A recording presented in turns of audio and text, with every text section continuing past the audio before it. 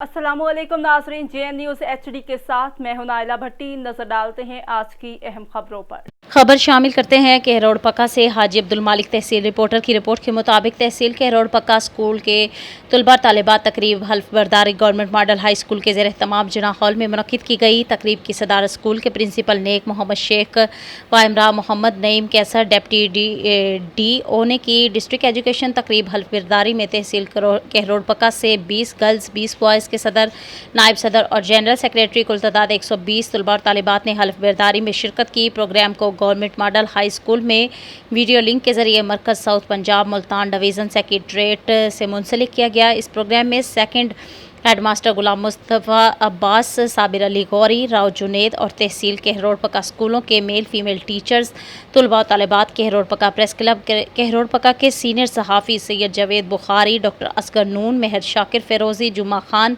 Ishfaq theme, Ramzan जानी और दीगर सीनियर और जूनियर सहाफ़ियों ने शिरकत की।